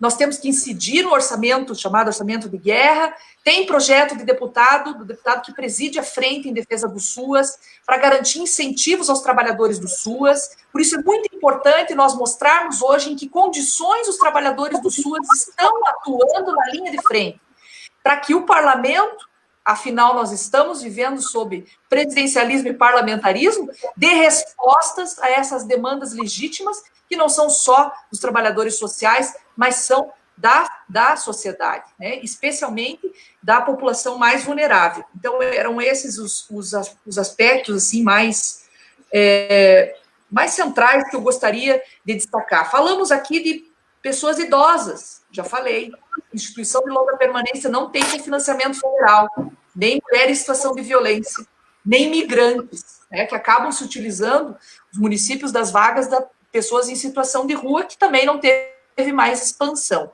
Então, é preciso mostrar essas desproteções nesse sentido: falta de cobertura, falta de cofinanciamento, falta de serviços, de benefícios, avançar em disputas normativo-jurídicas, legislativas, para garantir conquistas parciais nesse cenário adverso e preparar um terreno sociopolítico para que nós possamos ter novamente o SUAS em pleno funcionamento e nas mãos dos trabalhadores do SUAS. Jucimere, a gente também pede que você faça as suas considerações finais, para a gente depois passar para a Carol, e Carol também poder responder as reflexões, para poder fazer suas considerações, tá bom? Eu queria primeiro agradecer a oportunidade de dialogar aqui com vocês, parabenizar muito pela organização deste coletivo, um coletivo que nós, como eu disse no início, respeitamos muito pela trajetória, pela forma de organização, e contamos com esse coletivo para compor a Frente Nacional em Defesa do SUAS, que também precisa se reinventar, precisa de coletivos fortes, desinstitucionalizados. Nós somos uma grande rede, um movimento em defesa do SUAS, e é muito importante que esse coletivo Resistência e Luta, faça parte da Frente Nacional em Defesa do SUAS. E nesse sentido, fortaleça as lutas, se integre essas lutas coletivas no Nordeste e no Brasil, tem atuado, nós acompanhamos essa atuação importante, mas agora é o momento que exige de nós coragem, mais ousadia, para também construir estratégias novas de incidência política, de organização, de força, para recuperar o Sistema Único de Assistência Social, o projeto de Seguridade Social universal, redistributiva, integralizada, que nós construímos desde a Constituição de 88. E por isso que eu concluo dizendo que as políticas públicas no Brasil tiveram a marca colonial, a marca das pegadas do processo colonizador, que não se alteraram durante a modernização conservadora, os projetos de desenvolvimento para o país, que só aprofundaram a desigualdade. Nós precisamos retomar um projeto popular de política pública, decolonial. E ele é decolonial se ele é construído com a população, com os sujeitos coletivos, com a população usuária dos serviços socioassistenciais. E, nesse sentido, eu quero parabenizar as assistentes sociais, os assistentes sociais, que nesse dia 15 né, comemoram o seu dia, sempre comemoram anunciando uma perspectiva de sociedade nova, em que seja humanamente livre e socialmente igualitária. E nós estamos aí conectados, filiados a um projeto ético-político que nos dá força para conquistar, junto com o conjunto da classe trabalhadora, essa sociedade nova, com nova cultura, com novas relações, um novo padrão de sociabilidade, e esse cenário, apesar de adverso, nos oportuniza, nos fortalecer na luta coletiva. Muito obrigada, um grande abraço a todos e todas. A gente passa a palavra agora para a Carol, que apoia a sua explanação e vai fazer também suas considerações finais. Bom, parabéns a todos nós, né? Eu queria responder a questão de Marcos Cruz, né? E alguém aí que tratou sobre a questão dos idosos, esse público-alvo. E aí, por exemplo, Marcos, tem estratégias que a gente precisa compreender a necessidade da intersetorialidade das nossas ações dentro do Sistema Único de Assistência Social. Por exemplo, se tu é um trabalhador de CREAS, né, está em escala de rodízio, como acontece aqui, né, nos CREAS aqui da minha cidade, ou está em outro tipo de estratégia, não sei se trabalho remoto ou não, para aquelas famílias do PAEF que vocês acompanham, que o CREAS acompanha, que estão em situação de violência doméstica, a articulação com a Patrulha Maria da Penha, por exemplo, nas cidades que tem, é fundamental.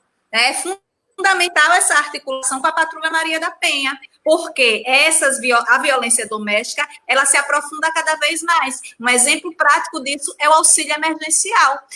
Aqui em Aracaju, nós temos aproximadamente 33 mil famílias que recebem o programa Bolsa Família. Dessas 33 mil famílias que recebem o programa Bolsa Família, a gente teve 18% delas que não tiveram o direito ao acesso do auxílio emergencial, por uma série de condicionalidades que o governo foi criando no sentido de dificultar o acesso. E o que é que isso causou? Isso causou o aprofundamento de violência nessa mulher, né? Porque essa mulher era o ex-companheiro que chegava para querer saber os dados. Quem é do Bolsa Família, né, a responsável familiar é quem recebe. Então, aquele companheiro violentador que está dentro do cadastro quer saber do dinheiro. Tendo isso dentro de um mês, mais ou menos, que a gente está nessa demanda, né, lá no CRAS de auxílio emergencial, trouxe essas evidências. Então, fazer essa articulação e essa mobilização. Então, como é que está aí o Conselho Municipal da Mulher, trazendo, né, vigiando mais ou menos esses dados? Como é que está a articulação com outras estratégias, com a Delegacia de Vulneráveis, com a Lei Maria da Penha? Isso é extremamente fundamental, nesse tempo de pandemia, para a gente garantir minimamente o acompanhamento social. E aí, foi uma colega, trabalhadora do SUAS, que perguntou sobre, por exemplo, o grupo de idosos. Aqui no CRES que eu trabalho, a gente criou umas estratégias com os educadores sociais, né? Criação do grupo de WhatsApp para aqueles que têm acesso, então dá continuidade. O grupo de idosos foi o primeiro grupo que foi colocado em quarentena, e aí a educadora social construiu uma série de outros jogos interventivos que a gente pode levar na casa desse idoso e ficar fazendo feedback, jogo 7 erros, mandala, né? Tentar manter a relação, né? Tentar manter a vinculação, mesmo em tempos de pandemia, desse grupo, né? Que é um grupo consolidado em termos de serviço de convivência e fortalecimento de vínculos na política da assistência, e é o público-alvo que mais está sofrendo, né? Porque é o público-alvo que é mortal, né? Quem é vulnerável e idoso é um público-alvo que é mortal na pandemia.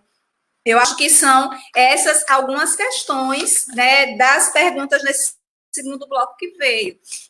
E aí eu acho que é fundamental, se nós, enquanto assistência se torna algo essencial, né, de forma tardia, sendo reconhecida como essencial, mediante todo um processo de desestruturação do Sistema Único de Saúde, a partir de 2016, né, com a discussão da PEC, depois vira emenda constitucional, nós temos também que compreender a importância e a necessidade da nossa articulação e organização política para a defesa da assistência social, né, e aí compreender isso nessa realidade que nós estamos vendo em meio à pandemia, né, não sei se no corte da fala, mas como eu falei, a pandemia, ela trouxe algo muito interessante do ponto de vista do humano, da perspectiva humana. Nós, trabalhadores e usuários, nós estamos no mesmo ponto de latente da infecção do vírus, das estratégias de isolamento, né? Então, a gente tem que perceber que agora o meu trabalho, ele é um trabalho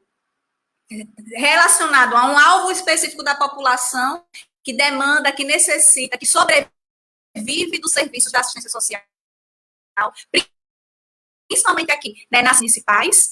E eu tenho que entender também que eu sou trabalhador e sofro as mesmas rebordadas, como a gente fala aqui, as mesmas rebordadas que esse outro trabalhador, seja ele formal ou informal, está se colocando.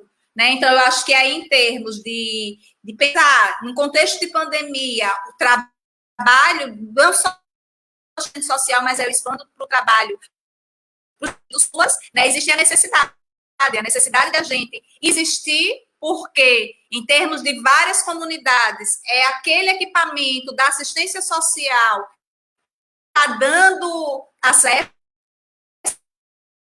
é aquele equipamento que está aberto na comunidade, aquele equipamento que está trazendo, mesmo de um contexto de desinformação do emergencial, mas é aquele equipamento que está trazendo algum alívio para essa população periférica, que ainda vem a sofrer, né, segundo os dados das análises sanitaristas, que ainda vem a sofrer uma outra onda e que já tem dados aí, né, principalmente das maiores cidades, que o sistema já entrou em colapso.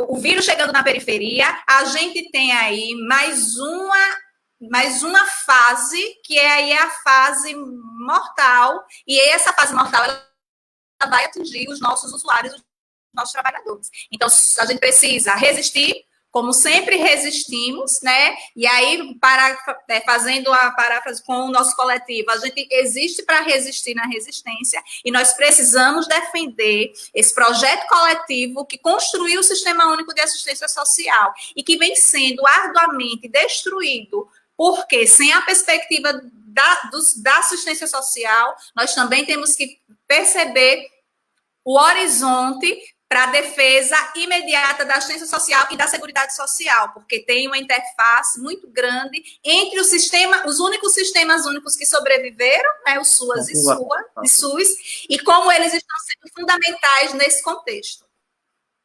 Obrigada, é isso.